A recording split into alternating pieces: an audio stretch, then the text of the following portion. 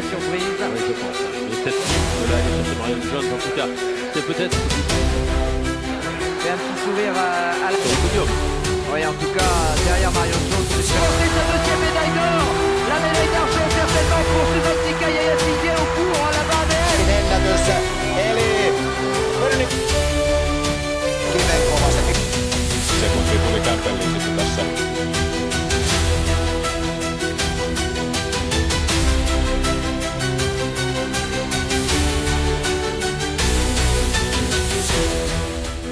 ආයුබෝවන් හැමෝටම අද එස්සේ තොම්සන් ආයතනයේ අපි පොඩි ප්‍රොපර්ටි ඉන්වෙස්ට්මන්ට් ඇඩ්වයිසරි මේවා ගැන හැමදාම කතා කරගෙන ඉඳලා මේ ප්‍රොපර්ටි ඉන්වෙස්ට්මන්ට් ජර්නි එකක් ඉස්සරහට යද්දී කොහොමද ඒ කෙනෙක්ගේ ප්‍රශ්න බාධක මේ සියලු දේවල් එනවා ඒවා හරියට මුණ දීලා හරි පාර්ට්නර්ස්ලා හරි ඉන්ෆර්මේෂන් හරහා තමයි මේක ඉස්සරහට යන්න ඕන ප්‍රොපර්ටි ඉන්වෙස්ට්මන්ට් එකකින් නිවැරදි ප්‍රතිලාභ ලබා ගන්න. ඉතින් මේ සම්බන්ධව කතා කරගන්න අපි වෙනස් විදිහක කතාවක් කරන්න කියලා හිතුවා එස්.ඒ. තොම්සන් ආයතනයේ හරහා.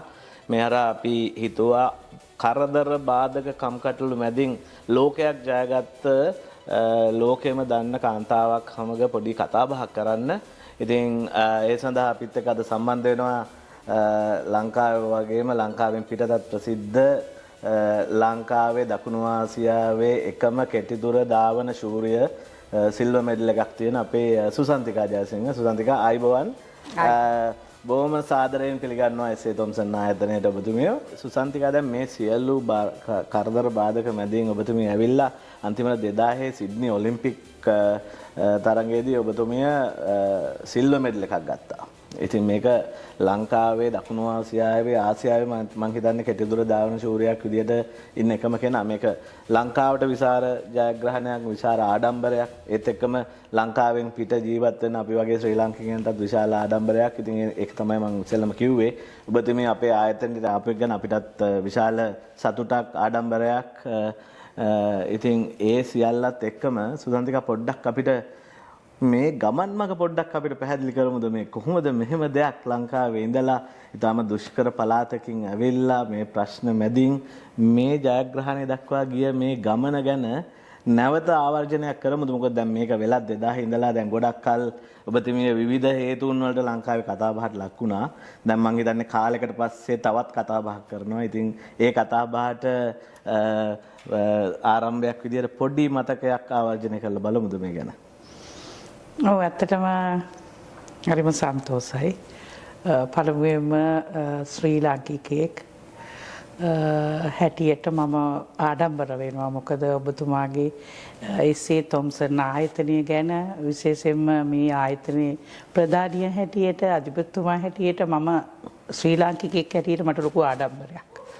මොකද ක්‍රීඩාව පැත්තෙන් මලල ක්‍රීඩාවෙන් දිවීමෙන් කෙටිදුර ඉසව්වෙන් මං අවුරුදු 20 ඉඳලා ලෝක ඔලිම්පික් ජයග්‍රහණ කරා ගියාසේම ඔබතුමා ශ්‍රී ලාංකිකයෙක් හැටියට ගමක මං වගේම ඉපදිලා ඉතින් ලංකාව ඉගෙනුම ලබලා ඒ හැමදේම කරලා ඊට පස්සේ උස්ම හත් වෙලා ලොකු වෙලා මේ වගේ රටකට ඇවිල්ලා විශේෂයෙන්ම දියුණු රටක ලෝකෙ ලොකු රටක ඉතින් මෙවන් ව්‍යාපාරයක් ආරම්භ කළා විශේෂයෙන්ම ඇත්තටම හරිම ආඩම්බරයි. මිනිස්සෙකුට ජීවිතේ එක සැරේයි කරන්න පුළුවන්. ඇත්තටම දෙපාරක් කරන්න පුළුවන්. එහෙමත්ම පුජ්‍යලිය අල්පයකට පමණයි ගයක් ලස්සන ගයක් හදා ගන්නවා කියන්නේ. ඉතින් ඒවැනි ලස්සන ගයක් හදලා දෙන්න, ඒවැනි අවස්ථාවක් ලබා දෙන්න තරම් මෙවැනි ලොකු ආයතනයක් ඉදි කරලා ඒකේ අධිපතිතුමා වෙලා ඒ වගේම ඉතින් මම මේ රටට ඇවිල්ලා මගේ දරුවෝ දෙන්නගෙත් අධ්‍යාපනය ගැන හිතලා මම මේ මෙහෙට ආවට පස්සේ ඇත්තටම ඔබතුමාගේ මේ හමුවීම මේ ඇත්තට මේක පළමුවෙන්ම පුදුමාකාර සතුටක් මට. ශ්‍රී ලාංකිකයෙක් හැටියට ඔබතුමාට ගරු කරනවා. ඇත්තටම මේ ඒක වචනෙන් විස්තර කරන්න බෑ. ඉතින් ඒ තරමටම මම ගරු කරනවා. මට සතුටුයි. හරිම ආඩම්බරයි. ඉතින් ඇත්තටම මම මගේ ගමන අහපව් මම මතක් කරනකොට පුංචි ගමක මම කෑගල්ල දිස්ත්‍රික්කේ මගේ ගම වරකාපල උඩුවක මට අම්මයි තාත්තයි අක්කලා තුන්දෙනයි අයියයි මමයි මම පවුලේ බාලයා ඉතින් අපේ පවුල ඇත්තටම ගත්තාම එහෙම මේ ලොකුවට මේ ගෙවල් දොරවල් හදාගෙන රජී රස්සා කරලා හරි එහෙම තිබිච්ච පවුලක් නෙමෙයි. අපේ තාත්තා මේ බස් ළඟම බස් රියදුරෙක්. පසු කාලීනව ඒ රැකියාවත් නැතුව ගිහිල්ලා කුලී වැඩ තමයි තාත්තා කරේ. ඒ කියන්නේ ගොවිතැන් වැඩ ඒ වගේ දේවල් තමයි. ඒ වගේ පරිසරයක් තමයි ගෙදර පරිසරයක් තමයි තිබ්බේ. ඉතින් එතකොට අම්මත් ගෙදර නිකන් හිටියේ නෑ. හැබැයි අපේ අම්මත් හරි උත්සාහවන්තයි. ඒ කියන්නේ දරුවෝ 5 දෙනෙක් ජීවත් කරවන්න ඒ තාත්තා කරන දේම මදි. ඉතින් ඒ අවස්ථාවේ මගේ අම්මත් මේ රබර් කිරි කපලා ඉතින් එයා මේ ලොකු සහයෝගයක් දුන්නා මේ පවුල් ජීවිතේ තල්ලු කරගෙන යන්න. ඉතින් එතකොට මම දැක්ක දෙයක් තමයි චූටි කාලේ ඉඳලා පවුල් බර ලොකුවටම මේ හිතට අරගෙන කරට අරගෙන ඒ බර ඒ සියල්ලක් දරාගෙන මේ පවුල ඉදිරියට අරගෙන ගියේ අම්මා තමයි. තාත්තා කියන කෙනා හැම වෙලාවෙම අපිට හිටිය ආශිර්වාදය දුන්න ශක්තියක් වුණා. ඒ වුණාට හරියට පාර පෙන්නන්න අපිව ගයිඩ් කරන්න බලාගන්න හැම දෙයකදීම අම්මා තමයි ගොඩක් වෙලාවට මේ ඉස්සරහින් හිටියේ තාත්තට වඩා. ඉතින් මට හිතෙනවා මම දුවනකොට උනත් තාත්තගේ හයියයි අම්මගේ ධෛර්යයයි තමයි මට මික්ස් වෙලා තියෙන්නේ. මේ මගේ ගමන පටන් ගන්න. මොකද මොන අඩුපාඩු තිබ්බත් දැන් උදාහරණයක් කියන්න පුළුවන් අපි කියමුකෝ ඒ කාලේ ගෙදර දැන් අපිට සමහරක් වෙලාවට මම හරි ආසයි අතීතේ සිහි කරන්න. මොකද අද මම නිකන් රජසැප විඳිනවා වගේ අද ජීවිතේ බලනකොට. ඉතින් ඒක නිසා දැන් ඒ කාලේ මේ ගෙදර සමහර වෙලාවට අපිට ඉතින් රැයට කන්න අඩු වෙලා තියෙනවා. සමහරකට උදේට කෑම ගොඩක් වෙලාවට අපට අඩු වෙලා තියෙනවා. නැත්නම් වේලක් අඩු කරනවා.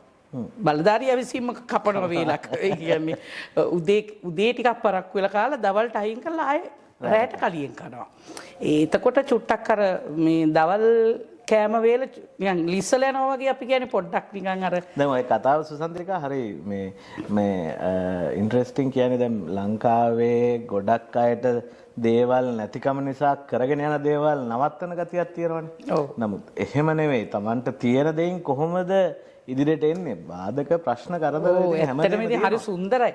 මොකද ඒ අතීත සිහි කරනකොට මේ දැන් අද මේ වගේ තැනකට ඇවිල්ලා දැන් මගේ පුතාටයි දුවටයි නම් ඇත්තටම ඒගොල්ලන්ට ගොඩක් වෙලාවට මම නම් ඉතින් මම දෙනවා හැරුණු තැපෑලෙම මං ගහනවා මේ රටේ නම් ගහන්න බෑ මං ඒත් ගහනවා මං කියන්නේ එහෙමනම් ඊගා ෆ්ලයිට් එකේ යන්න ලංකාවට මොකද අර අපිට කියමනකුත් තියෙනවනේ හැඳි නොගා හදන හොද්දයි නොගා හදන ළමයි දෙකම එකයි ඉතින් ඒ නිසා මොකද අපි මේ රටකට ආවේ මේ මට මේ දෙන්නගේ අනාගතය ගැන හොඳ තැනකට ගෙනියන්න ඕන හින්දා මොකද මම පොල්ලතු පැලක ගොමගේ මැද්දක ඉඳලා මම ලෝකෙටම ගිය කෙනෙක්. මම ලෝක ප්‍රසිද්ධ කෙනෙක්.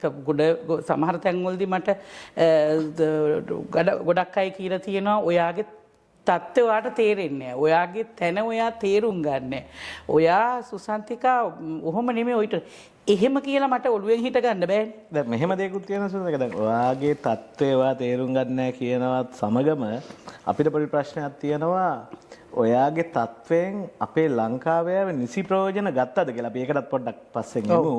මොකද මෙවැනි අත්දැකීම් සම්භාරයක් තියෙන කෙනෙක් ගෙන් ගන්න ගොඩක් ප්‍රයෝජන තියෙනවා. අපි ඕස්ට්‍රේලියාවේ දැකලා තියෙනවා මේ ඔලිම්පික් නෙමෙයි ඊට පල්ලෙහා ලෙවල් එකේ කොමන්වෙල්ත් and ඒෂියන් ලෙවල් එකේ මෙඩල්ස් ගත්ත අයගෙන් පවා මෙහි යංග ජෙනරේෂන් එකට අවශ්‍ය ට්‍රේනින් පුහුණුව සියල්ල ඉතාමත්ම හරි අමුතු විදියට ඒ අත්දැකීම් ටික අපේ යංග ජෙනරේෂන් එකට අරන් දෙනවා. නමුත් ඒක ලංකාවේ වෙනවද කියන එක ගැන අපිට පොඩි ප්‍රශ්නාර්ථයක් තියෙනවා. නමුත් ඒත් එක්කම මම කියාගෙන ආවේ දැන් මේ වගේ පෞල් පසුබිමකින් ඇවිල්ලා මේකට එද්දි පොඩ්ඩක් මතක් කරන්නකෝ මොනවද පළවෙනි කොහොමද තරඟ දිනුවේ ඉස්කෝලේ ඒක තමයි කිව්වේ මම මට මතකයි පාසල් ජීවිතේදී ඇත්තටම මම විෂයන් අතර මට පොත් 8ක් තිබිලා නෑ ගෙනියන්නේ. ඒ කියන්නේ දැන් අපි ගණන් පොතයි ඒ කියන්නේ පොත් ගන්න මුදල් එකකම නිසාද නැත්නම් ඔව් අම්මලට අරන් දෙන්න විදිහක් නෑ. කිව්වට අරන් දෙන්නෙත් නෑ. අර ක්‍රීඩා වලටම මම දක්ෂ නිසා මම උඩුවක කනිෂ්ඨට ගියා 1 ඉඳලා 4 දක්වා. ඊට පස්සේ සාමාන්‍ය පෙළ දක්වා දැන් මම අර ක්‍රීඩා වලින් හැම වෙලාවෙම මොන තරඟට ගියත් ඉතින් අර අපි තාරපාරේ දුවන්නේ අපිට පිට්ටනිය අදටත් මගේ ගමේ ඉස්කෝලේ පිට්ටනියක් නැහැ. අදටත් නැහැ. ඉතින් එතකොට අපි අර පාරේ තමයි මීටර 50 75 තාරපාරේ තමයි අපේ තරඟ තියන්නේ. ඉතින් ඒ හැම එකකදීම මම දිනන්නේ. අර එතකොට කියන්නේ අල්ගම කොට්ටාස කියලා කොට්ටාස තරඟ තමයි.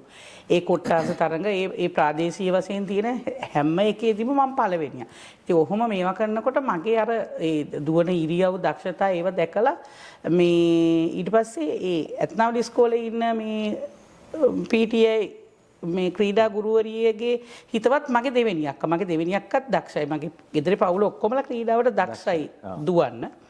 ඉතින් ඒ ඇඳුරුම් උඩ කිව්වා මේ සුසන්තිකාව මේ ඇත්නාවල ඉස්කෝලේට එවන්න කියලා. ඉතින් ඊට පස්සේ තමයි ඇත්නාවල ඉස්කෝලේට දාගන්න අපේ අම්මා කිව්වා ඇත්නාවලට යවන්න කොහොමද යවන්නේ? එතකොට බස් එකේ යවන්න ඕනේ, සීසන් එකක් ගන්න ඕනේ, බත් බඳින්න ඕනේ. ඕවා කරන්න ඔයා හිතන්න සංජික මහත්තයා මම ඉස්කෝලේ ගිය තේකට මට අංග සම්පූර්ණ නිල ඇඳුමක් ඇඳලා යන්න බැරි වෙච්ච දරුවෙක් මම. මට අදටත් මගේ දුව යද්දි මම බලනවා මගේ දුවට මගේ පුතාට මොනවද ඉස්කෝලේ යුනිෆෝම් වල අඩුපාඩු කියලා. මොකද මට හරිය ආසාවක් තිබ්බා ටයි එක දාන්න. කවදාවත් මට ටයි එක දාන්න ලැබිලා නැහැ. ටයි එක ඒ දවස්වල 3.50යි. ටයි එක අරන් දෙන්න මගේ අම්මට හැකියාවක් තිබිලා නැහැ. ඉතින් ඊට පස්සේ කවදාවත් මං ජීවිතේ බත් එකක් ගෙනිහින්නේ නැහැ ඉස්කෝලේ. මේ ළමයි ඉන්ටර්වල් එකේ කනකොට මේ අම්මා මට ගොඩක් වෙලාවට මේ රැට උයන බත් එක තියෙනවා මේ අපිට කන්න. ඒකෙන් අම්මා මේ වෙනම කෙහෙල් කොලේ බඳින්නේ කෙහෙල් කොලේ බැන්දොත් නරක් වෙන්න බලනවා.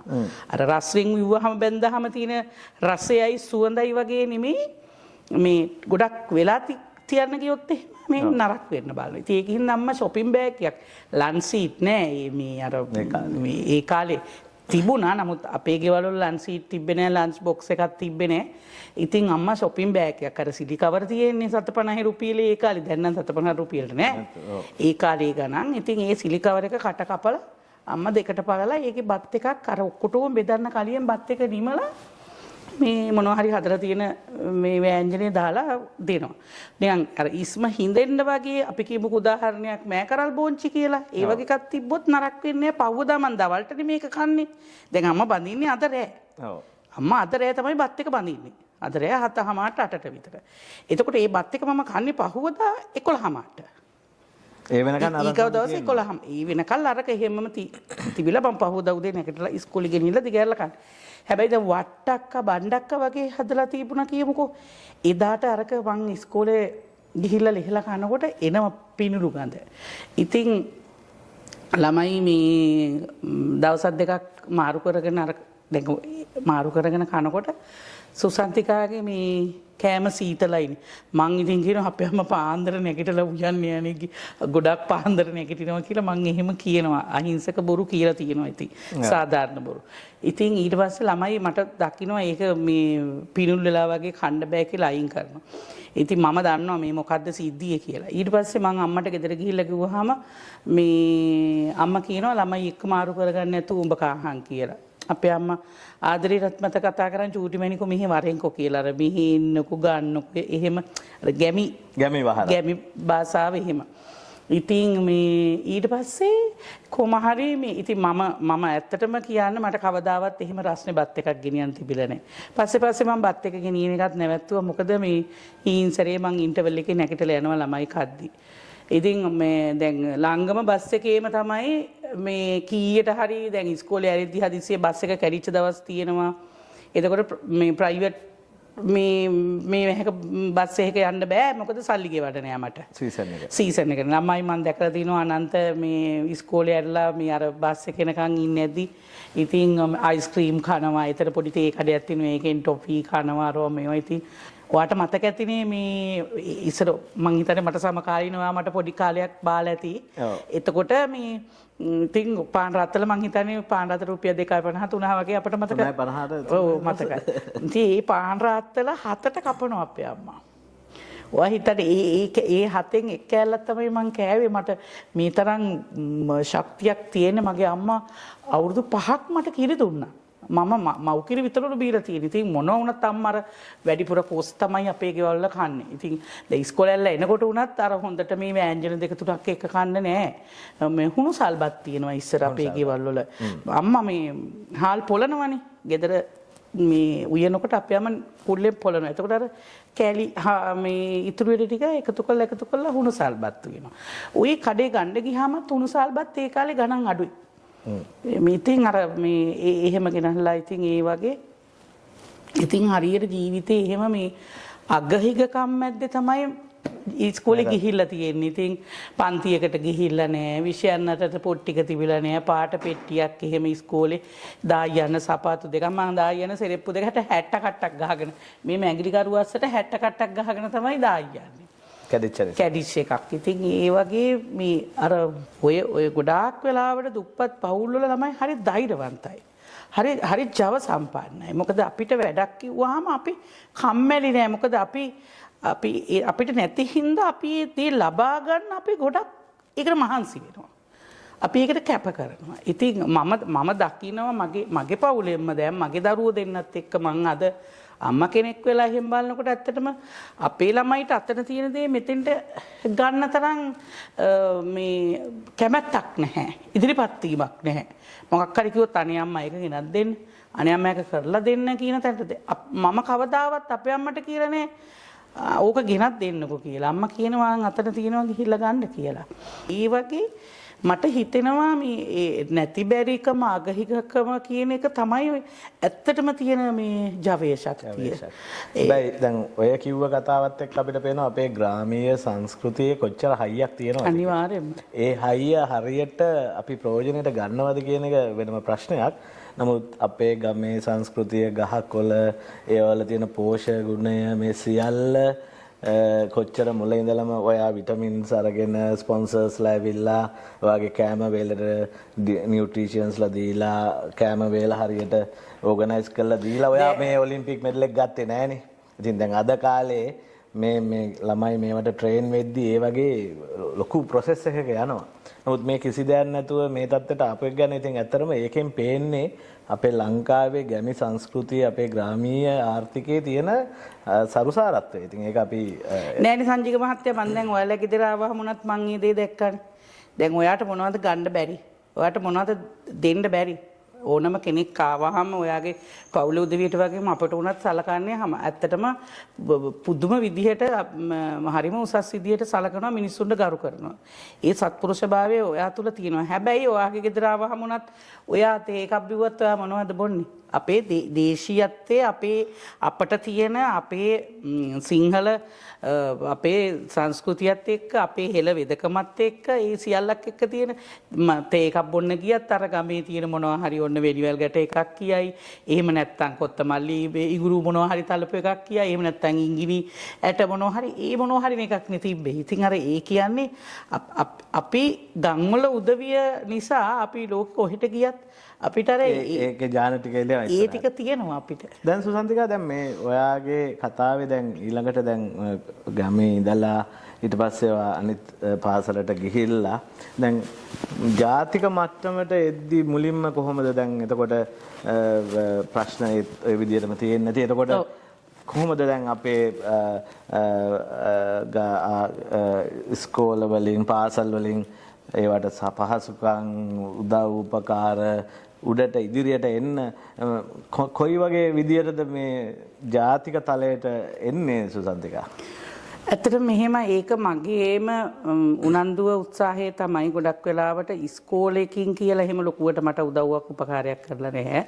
හැබැයි මට මොකක්දෝ good luck එකක් වාසනාවක් මං උපතීම මට පෙර පිනක් තියෙන්නේ නැති මට හරි පාර පෙන්නුවා. මට ඒ කාලේ හිටියා මම කොහොම හරි පාසල් මට්ටමින් ඔය අවුරුදු 12 13 වගේ නෙමෙයි 15 16 වෙනකොට මම ලොකු අයත් එක්ක තරඟ කරලා දිනනකොට ඒ කාලේ වරකාපල මේ ක්‍රීඩා නිලධාරියක් හිටියා ධම්මිකා වඩිගසිංහ කියලා. මම හැමදාම එතුමිය සිහි කරන එතුමිය නොහිටි ඉන්න අද සුසන්තිකා ජයසිංහ කෙනෙක් නැහැ. ඉතින් එතුමිය මගේ දක්ෂතාවය දැකලා මම කොට්ටාස තරඟ වලින් දිස්ත්‍රික්ක තරඟ වලින් දිනනකොට මේ එතුමිය කිව්වා සුසන්තිකා ඔයාට මේ හොඳ දක්ෂතාවයක් තියෙනවා ඔයාට හොඳ හැකියාවක් තියෙනවා ඒක නිසා මේ ඔයාට මම උදව් කරන්න කැමතියි. ඔයා කැමතිද කොළඹ ගිහිල්ලා ට්‍රේනින් කරන්න? ඉතින් මං කියනකොටත් මේ මිස්ටර් කිව්වේ අනේ මිස් මං කොළඹ ගිහිල්ලා කොහොමද එහෙම මේ අපිට ඉන්න තැනක් නැහැ මෙහිමයි කියලා. අන්න එතෙන්දි තමයි මේ මිස් කතා කරලා කොළඹ ගිහිල්ලා ඉන්නේ කොහොමද, කවුද පුහුණුකරුවෙක් හොයාගන්නේ, එතකොට ඒ ගිහිල්ලා පුහුණුවට අවශ්‍ය කරන දේවල් ටික ලබා ගන්න කොහොමද කියලා එතුමිය ඒ දුන්න තල්ලුවත් එක්ක ආව. කොහොමද කොළඹ ආවේ? එතකොට කොහෙන්ද කොළඹ නැවතුනේ? කවුද ඒවට ස්පොන්සර්ෂිප් එකක් ලැබුණාද? එහෙම නැත්නම් රජයෙන් ආධාර කරාද? එහෙම නැත්නම් ප්‍රයිවට් සෙක්ටර් එකෙන් මොන හරි උදව්වක් තිබුණාද? නෑ, මම ඉස්කෝලේ යන කාලෙම එහෙම මේ ක්‍රීඩාවෙන් දක්ෂතා දක්වනකොට මේ ධම්මිකාමිස් එහෙම කිව්වහම ධම්මිකාමිස් කිව්වා එතකොට මේ මට පුළුවන් ඔයාට උදව් කරන්න කාට හරි කියලා. එතකොට අපේ එහෙ හිටපු මේ ප්‍රාදේශ සභාවේ සභාපතිතුමාට කියලා මගේ ඉස්කෝලේ සංගීත ටීචර්ගේ මහත්තයා. ඊට පස්සේ එයාට කියලා තමයි මාසෙකට රුපියල් 1500ක් ඉල්ලා දීලා මාව මේ කොළඹට එයා එක්කන් එන්නේ. එතකොට මට අවුරුදු 16. ඒකන් ඇවිල්ලා ඊට පස්සේ මට මාව හමුදාවට දාන්න කතා කරා. හමුදාවට දාන්නත් බෑ, අවුරුදු 18ක් යනකම් දාන්න බෑ. ඊට පස්සේ මට 17 වෙද්දී ඇත්තටම මේ මාව මේ ශ්‍රී ලංකා යුද හමුදා කාන්තා බලකායේ මට ඉන්න දුන්නා. ඉතින් මම මේ වෙලාවේ හරි ඇත්තටම මතක් කරනවා ජෙනරල් පාල්ත ෆර්නෑන්ඩෝ. එතකොට හිටියේ මේ ඒ කියන්නේ අපි ස්පෝර්ට්ස් ටීම් එකක් හදාගෙන තිබුණා. කෙල්ලෝ කොල්ලෝ ගොඩාක් එයා දුප්පත් දක්ෂතා තියෙන ළමයි එයා සෑහෙන හමුදාවට බඳව ගත්තා. ඒ අවස්ථාවේදී මටත් ඒ අවස්ථාව හම්බ වුණා. ඉතින් කැම්ප් එකේ ඉන්න දුන්නා. කැම්ප් එකේ නිකන් කණ්ඩ ඉන්න අපට දුන්නා. එතකොට පුංචි බරල්ලේ ඉඳලා ටොරින්ටන් එකට යන්න හරි පොඩි දුරයි. මේ මොනවාද ටවුන් හෝල් එකෙන් ඇවිල්ලා එතන මේ ඇස්වට්ටුව ගාවින් ටවුන් හෝල් එකෙන් නිදහස් මාවතේ මේ වෙද්දී ජාතික තලයටද පුරුණුනේ? එහෙම නැත්නම් සාග් ගේම්ස් මොන වගේ රටෙන් එළියට එතකොට ඇවිල්ලාද ඔබතුමිය? නෑ, එතකොට මම දිනලා නෑ. එතකොට දිනලා නෑ මම එතකොට ලංකාවේ 1 2 3 ඒ තැනට ඇවිල්ලා නෑ. ඉතින් මගේ ඇඟ අර හරි ජව සම්පන්න ශක්ති සම්පන්න මනියන් කොල්ලෙක් වගේ මාව දැක්කහම හරි. මේ කියන්නේ 1990 ජනවාරි 6 වෙනිදා තමයි ඉස්සෙල්ලා බණ්ඩ කොළඹ ගියා වගේ මම මේ කොළඹ ආවේ. කොළඹ කොහෙවත් දැකලවත් දන්නේවත් අම්මත් එක්කවත් කායකවත් ඇවිල්ලා තිබුණේ නැහැ. ඉතින් අම්මා එවන්නත් බය හිතුණා. ඒ ආව ගමන තමයි අද ඉතින් පදක්කම් ඔස්ට්‍රේලියාවෙන් නවතිලා තියෙන්නේ. පදක්කම් ඔක්කොම අරගෙන රටවල් එක 60 70කට ගිහිල්ලා ඉතින් තරග කරලා ඇමරිකාවේ අවුරුදු ගාණක් පන් ට්‍රේනින් වුණා. ඉතින් එහෙම හැමදේම වෙලා දැන් මුලින්ම ජාතික තලයේ දැන් මුලින්ම මේක දැන් අපේ රට දැනගන්නේ සුසන්තිකා ජයසිංහ කෙනෙක් මම හිතන්නේ සාක් තරඟවලදී නේද? ඔව් නෑ, මෙහෙම 1994 තමයි මගේ 92 මම ඉස්සල්ලාම පළවෙනි මගේ ජාත්‍යන්තර තරඟේ 4 වෙනි ආසියානු කනිෂ්ඨ මේ මල්ල ක්‍රීඩාවල ඒකෙදි මට තරඟ කරන්න හම්බුන්නේ නැහැ. එතකොට මම ඉතින් ගොඩක් අඩුපාඩු දාන්න. ඒ වෙද්දී සුසන්තිකාට ස්පොන්සර් කෙනෙක් හම්බෙලා ඒත් නැහැ.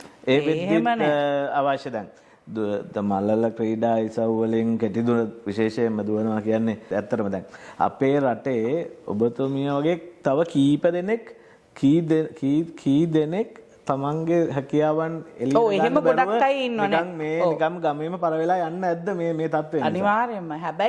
හැබැයි ඉතින් මම මෙහෙම දෙයක් කියනවා. මම 94 තමයි ලංකාවේ පළවෙනිය වුණේ. ඒ වකට හිටපු සෑම ක්‍රීඩිකාවක්ම අභිභවා ගිහිල්ලා ලංකාවේ පළවෙනිය වෙලා ශ්‍රී ලංකා වාර්තාව මන් සතු කරගෙන ඊට පස්සේ මම ඔන්න ආසියාතික තරගයට ගියා. ඊට පස්සේ ශ්‍රී ලංකා වාර්තාව මීටර් 100 200 දෙකම. ඔන්න එතකොට මට අනුග්‍රාහකත්වයක් ලැබිලා මම පුහුණු සංචිතයට සිලෙක්ට් වෙලා එතන ඉඳලා මාව මේ අවශ්‍ය පාසුකම් සියල්ල නඩත්තු කරගෙන කටයුතු කරගෙන ගියා. දැන් මෙතන තියෙන ප්‍රශ්නේ ඒක වෙන්නේ 1900 කීයේදීද? 1994. 1994 වෙනකම්ම මේ සියලු අඩුපාඩුකම් මැද්දේ අනිවාර්යයෙන් තමන්ගේ සෝත්සාහයෙන් අනුන්ගේ දේවල් ඉල්ලගෙන තමයි මේ තැනට එන්නේ නේද? ඉතින් එතෙන්ට එද්දි කවුරු හරි අධෛර්යමත් වෙලා මේ චැලෙන්ජ් එක ගන්න බෑ කියලා අයින් වුණා නම් ඔබතුමියත් ඒ චැලෙන්ජ් එක ගන්න බෑ කියලා අයින් වුණා නම් අද සුසන්තිකා ජයසිංහ කෙනෙක් ගැන කවුරුත් කතා කරන්නේ නැහැ එහෙනම්. ඔබතුමිය දැන් මේ ජාත්‍යන්තර මට්ටමේ තරඟ ඉසව් වලට ගිහිල්ලා මේ ලබාගත්ත මේ දැනුම එක්ස්පීරියන්ස් එක මේක හරි මේ ලේසියෙන් කෙනෙකුට නැති එක්ස්පීරියන්ස් එකක්. මේක තමයි අපේ යංග ජෙනරේෂන් එකට දෙන්න ඕන මේක උඩට ගන්න. දැන් ඒක දෙන්න මේ අලුත් ජෙනරේෂන් එක තරුණ පරපුර පුහුණු කරන වැඩසටහන් වලට ඔබතුමිය මොන විදියටද සම්බන්ධ වුණේ ලංකාවේ? තව අලුත් අය උඩට ගෙනාවද? තව අලුත් අය අඳුරගත්තද? ඒ අඳුරගන්න ක්‍රමේ ඔබතුමිය තනක ඉන්නවද කියන එක මට දැනගන්න. මට පුළුවන් හැම පැත්තකින් මං උත්සාහය දරලා තියෙනවා. මම ජාතික ඔලිම්පික් කමිටුවට මං සෑහෙන වතාවක් ගිහිල්ලා මං ඒ කටයුතු කරන්න බලලා තියෙනවා. මල්ල ක්‍රීඩා සංගමයට මං ගිහිල්ලා උපසභාපතිවරියක් හැටියට ඒ වගේම හයි පර්ෆෝමන්ස් ඩිරෙක්ටර් හැටියට මම නැෂනල් ඔලිම්පික් කමිටු එකේ ඒ වුණාට එහෙම ප්‍රෝග්‍රෑම් එකක් කරලා අපි කලෙලි වෙලා මගේ තිබ්බ ටැලන්ට් එක වගේ මගේ තිබ්බ හැකියාව වගේ හා සමාන සේවයක් කරන්න කිසි දවසක තැනක් දුන්නේ නැහැ. කිසි දවසක මගෙන් එහෙම ප්‍රයෝජනයක් ගත්තේ නැහැ. හැමෝගෙම තටු කැපුවා. ඉතින් එතකොට අපිට ඉගිරෙන්න බෑ. තනියම කරන්න බෑ. ඉතින් ඒක ජාතික මට්ටමින් යම් කිසි ඔව් අර අපි උපසභාපතිවරයෙක් කියලා ඉවර වෙලා නිකන් අර මොකක් හරි යෝජනාවක් දෙනකොට ඒකට අත උස්සන්නයි අර පාර්ලිමේන්තුව වගේ නැගිටින්නයි ඉඳගන්නයි එවැනි අවස්ථාවක් තමයි තිබ්බේ. කවදාවත් අපේ දැනීම තව පෝෂණය කරේ නෑ. දැන් උදාහරණයක් අපුව පිටරටකට යවලා මේ රටකට හරි ඔලිම්පික් වර්ල්ඩ් මෙඩල් එකක් තියෙනකොට ඕනම රටකින් මොනවා හරි කෝස් එකක් ඉල්ලන්න පුළුවන් නෙලියලා. මල්ලකට සංගමයට පුළුවන් ඔලිම්පික් කමිටියකට පුළුවන්. අද වෙනකල්ලා කවුද කරේ කියන්නකෝ. කිසි කෙනෙක් ඒ තැන අරගෙන මාව විශේෂඥවරියක් කරලා ක්‍රීඩා අමාත්‍යාංශයට අනුයුක්ත කරගෙන ඒ හරහා දැනීම ප්‍රසාරණය කරලා තිබුණානේ. කවුරුත් ඒව කරේ නෑනේ. කවුරුත් එහෙම තැනත් මං අනේක වාරයක් ඉල්ලලා තියෙනවා මල්ල ක්‍රීඩා සංගමයට, ඒ හිටපු සභාපතිවරුන්ට, ජාතික ඔලිම්පික් කමිටුවට. කිසිම කෙනෙක් ළමයි දෙන්න මගේ අම්මා තාත්තත් මැරිලා ගිහිල්ලා ළමයි දෙන්නත් තරම් මමම තීරණය කරා මට තැනක් දෙන්නේ නැහැ කියන්නේ මගේ දරුවෝ දෙන්නට කිසිම තැනක් නැහැ කියන එක මම තේරුම් ගත්තා. මම තනියෙන් ජීවිතේ ගෙනියන හින්දා මම ඒ තීරණය කළා තමයි මම ඇත්තටම මේ රටට එන්නත් තීරණය කරේ. දැන් සුසන්තිකා අපි ඉස්කෝලේ යන කාලේ පොඩි කාලේ නැෂනල් ලෙවල් එකට ඇවිල්ලා දැන් ජාත්‍යන්තරයටත් ඇවිල්ලා ඊට පස්සේ දැන් අවුරුදු 15කට විතර ගියාට පස්සේ දැන් ඕස්ට්‍රේලියාවට ඇවිල්ලා ඉන්නේ. දැන් ඕස්ට්‍රේලියාවේ නොක්ස් ස්පෝර්ට්ස් ක්ලබ් එකේ කෝච් කෙනෙක් විදිහට වැඩ කරනවා. කොහොමද ඕස්ට්‍රේලියාවේ ජීවිතය? දැන් මෙහෙදී ලැබිච්ච දේවල්, මෙහෙදී ඔයාගේ එක්ස්පීරියන්ස් එක, දැන් ඔයාගේ ඇත්තටම දැන් මේ ස්පෝර්ට්ස් වල ඉදිරියට ඇවිල්ලා දැන් ඇගේ මේ ස්පෝර්ට්ස් නේ තියෙන්නේ. මේක දැන් කාට හරි ට්‍රේන් කරන්න ඕන. මේකෙමනේ ඔයා ජීවත් වුනේ ඔයාගේ ජීවිත කාලේ. ඒ අත්දැකීම අපිට ගන්න එක අපි අපේ දරු පරපුරට ලබලා දෙන එක තමයි ප්‍රධානම වැඩේ. දැන් ඒ හරහා තවත් සුසන්තිකාලා බිහි කරන්න පුළුවන්ද කියලානේ අපි බලන්න ඕන. මෙන්න මේ වැඩේදී දැන් ඕස්ට්‍රේලියාවේ ඉඳලා ඔයාගේ ජීවිතය කොහොමද යන්නේ? ඒත් සමහරවිට ඕස්ට්‍රේලියාවෙත් බාධක ප්‍රශ්න තියෙනවා වෙන්න පුළුවන්. ඉතින් ඒවට වෙන විදියකට මුහුණ දෙන්න වෙනවා. ආට ඒක හොඳ එක්ස්පීරියන්ස් එකකුත් තියෙනවා. ඉතින් ඒ කොහොමද සහ එතෙන්දී අපි කොහොමද ආපහු ලංකාවටත් යම්කිසි දෙයක් කරන්නේ, උදව් කරන්නේ? මොකක්ද ඒකේ තියෙන ප්ලෑන් එක සුසන්තිකා? ඇත්තටම ඒක ලොකු අවස්ථාවක්. ඉතින් මම හිතුවත් නැති දෙයක් මට ඇත්තටම ලැබිලා තියෙන්නේ. මොකද මම නොක්ස් ඇත්ලටික් ක්ලබ් එකේ ස්ප්‍රින්ට් කෝච් හැටියට මට වැඩ කරන්න ලැබිලා තියෙන එකම ලොකු භාග්යක්. මොකද එතන ලොකු පිළිගැනීමක් තියෙනවා. ඉතින් එතන ළමයි ට්‍රේනින් කරන්න එනවා. ඉතින් ඒගොල්ලන්ට ලොකු විශ්වාසයක් තියෙනවා මං ගැන. ඉතින් ඒ හරහා මම ඇත්තටම ඉගෙනගත්ත දේ, මම දන්න දේ මට කරන්න පුළුවන්. මොකද මෙහි ඇත්තට මෙහෙම කිසි බයකුත් නැහැ. මොකද මෙහි තියෙන්නේ ඇත්තටම අර ළමයිට සියලු පහසුකම් ටික තියෙනවා. දෙමව්පියන්ටත් ඒ හැම වටපිටාවක්ම හොඳින් ළමයිට යහපත් කරලා දෙන්න පුළුවන්. එතකොට අංක 1ට තියෙන්නේ අර හොඳ වර්ක්අවුට් එකක් එක්ක ළමයාගේ ඔළුව හදන එක තමයි. මොකද ඒ හරියටම යාව ටාගට් එකකට ගෙනියන්න you can do it. You are the champion. කියන ඒක උඩම අපි ට්‍රේන් කරලා යාව ඉස්සරහට අපි ගෙනියනවා කියන්නේ අර ඇත්තටම මේ හරි ලේසියෙන් කරගන්න පුළුවන්. දැන් ලංකාවේදී ඔයාට කරන්න පුළුවන් ඔයා සැබෑම දක්ෂයා සැබෑම සූර්යයා කියලා කිව්වට ගොඩක් ප්‍රශ්න තියෙනවා. ගොඩක් අර මගේ ජීවිතේ වගේ සපතු දෙක හරි ඇඳුම හරි කෑම හරි විටමින් ටික හරි මෙහෙ දැන් උදාහරණයක් ඒ ප්‍රශ්නේ අඩුයි නේද? එහෙම නෑ. ඒ අඩු නෙමෙයි ඒ ප්‍රශ්නයක් නැහැ. ඉතින් අනික ඒ ළමයිනුත් හරි මේ ඒ කියන්නේ ක්‍රීඩාව ගැන හොඳ අවබෝධයක් තියෙනවා. උනන්දුවක් තියෙනවා, අවබෝධයක් තියෙනවා. ඒගොල්ලෝ අධ්‍යයනය කරලා තියෙනවා. හරි රෙස්පෙක්ටබල් ඒගොල්ලෝ. මේ දැන් ඔලිම්පික් මෙඩලිස්ට් කෙනෙක් ට්‍රේන් කරනවා කිව්වහම හරි ඒ තැන දීලා මේ මාර ඩිසිප්ලින් එකක් තියෙනවා. ඒගොල්ලෝ දැන් මේ වොෂ්රූම් එකට ගියත් මගෙන් අහලා යන්නේ. මේ එතකොට මේ වර්ක්අවුට් එක කරලා ඇවිල්ලා මේ ගෙදර යනකොට උනත් මං යන්නද කියලා අහලා යන්නේ. අන්න එහෙම ඩිසිප්ලින් එකක් තියෙනවා. හරිම මම හරි ආසයි. ඉතින් හරි සමීපයි. මමත් ඒගොල්ලන්ට හරි ආදරෙයි. අර ටෆ් වෙලා ඒගොල්ලන්ට නිකන් අර එහෙම නෑ. ඉතින් හරි ෆ්‍රෙන්ඩ්ලි. ඒක ලස්සනට කරගෙන යනවා. ඒ විතරක් නෙමෙයි බ්‍රෑඩ් මගේ ප්‍රෙසිඩන්ට්. ඉතින් ක්ලබ් එකේ ප්‍රෙසිඩන්ට් බ්‍රෑඩ් ඇත්තටම මම මතක් කරන්න ඕනේ.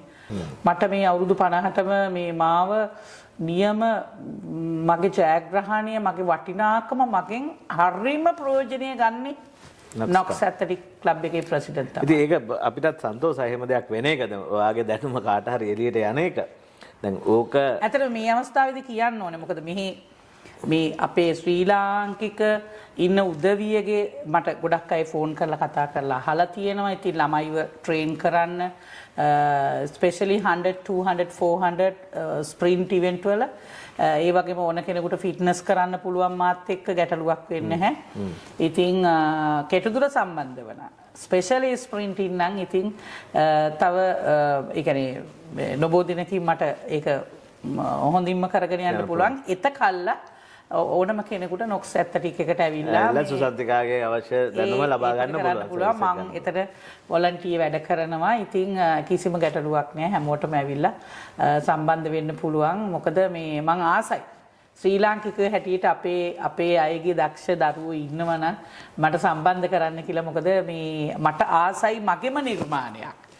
මම මැරිලා යන්න කලින් මගේ රටට මොකද ඕස්ට්‍රේලියාවේ නෙමෙයි අපි කොයි ලෝකේ ජීවත් වුණත් අපි ශ්‍රී ලංකාවේ අපට අභිමානය තියෙන්නේ අපේ රට ගැන මගේ රට ගැන ශ්‍රී ලංකාව ගැන. ඉතින් ඒ ඉපදිච්ච මාතෘභූමියට ගෙනිහින් දුන්න ගෞරවය හා සමාන සේවයක් කරන්න අපි බැඳිලා ඉන්නවා. මම බැඳිලා ඉන්නවා. ඉතින් ඒ පිපාසය මට තියෙනවා ඒ අවශ්‍යතාවය. ඉතින් ඒ නිසා ඇත්තටම ලොකු භාග්‍යයක් ලොකු ආසනාවක් ඔබතුමාලා වගේ උදවිය හම්බ වෙලා මට පුදුමාකාර මේ එනර්ජි එකක් පුදුමාකාර බ්ලෙසිං එකක්. ඒක මට ඇත්තටම මේ අවස්ථාවේදී කියන්න ඕනේ ශ්‍රී ලාංකික ජාතියක් හැටියට ඒ වටිනාකම ඒ පිළිගැනීම සහ ඔබතුමාලා මේ රටේ ජීවත් වෙන මේ තැන විශේෂයෙන්ම මේ එස්.ඒ. තොම්සන් ආයතන අධිපතිතුමා හැටියට ඔබතුමාගේ නිහතමානීකම කරුණාව මනුස්සකම ඇත්තටම ඒක හරීම වටිනවා. ඉතින් ඒ නිසා මේ සියල්ලක් එක්ක මං හිතනවා මට මං ඇත්තටම මං හරි ශක්තිමත්. මං හරීම මේ ආසාවකින් මේ ලොකු උද්‍යෝගයකින් ලොකු කැපකිරීමක් කරන්න මං බැඳිලා ඉන්නවා. මට එහෙම එකක් තියෙනවා. මං ලංකාවේ හිටියට වඩා මට ලොකු වගකීමක් තියෙනවා. ඉතින් මට හොඳ මෙඩල් එක හා සමාන සේවයක් කරන්න හොඳ ෂෝ අප් එකක් දාන්න කාලය ඇවිල්ලා. ඉතින් ඒ නිසා මං ඒ වෙනුවෙන් වැඩ කරනවා. මට තව ඉගෙන ගන්න ගොඩක් දේවල් තියෙනවා. ඉතින් ඒ නිසා ඉදිරි කාලේදී මං මේ දේවල් වලටත් හිත යොමු කරනවා. ඒ නිසා මේ ලොකු අවස්ථාවක් ලැබිලා තියෙනවා ඇත්තටම මේ ආව ගමනේදී මට. ඉතින් සුසන්තිකා බොහොම සතුටුයි දැන් ඕස්ට්‍රේලියාවට ඇවිල්ලා ඔබගේ මේ දැනුම ඕස්ට්‍රේලියාවටත් බෙදලා මෙහි ඉන්න ශ්‍රී ලාංකික දරුවන්ටත් බෙදලා අපේ ලංකාවටත් ආපහු ඒ දැනුම ලබා දෙන්න පුළුවන්. ඉතින් මම හිතන්නේ ඕන වෙලාවක ලංකාවෙන් වුණත් කෙනෙකුට සුසන්තිකාගේ මේ දැනුම ලබා ගන්න සර්විස් එක ලබා ගන්න පුළුවන්. බොහොම කැමැත්තෙන් උදව් කරයි. ඉතින් අද අපේ ආයතනයට පැමිණිලා මේ එස්.ඒ. තොම්සන් ආයතනයේ වෙනදා අපි ප්‍රොපර්ටි ඉන්වෙස්ට්මන්ට් කරන්නේ කොහොමද? ඒකේ ප්‍රශ්න, ඒකේ ඇඩ්වයිස් ඒවා විතරයි කතා කරන්නේ. නමුත් අද මට හිතුණා මේ ප්‍රොපර්ටි ඉන්වෙස්ට්මන්ට් එකක් හරි යම්කිසි ඕනම දෙයක් කරත් මේ බාධක කම්කටොළු මේ හරි අරමුණකට කොහොමද යන්නේ ගිහිල්ලා තමන්ගේ ටාගට් එකට එන්නේ කියන එක ගැන කතා කරන්න.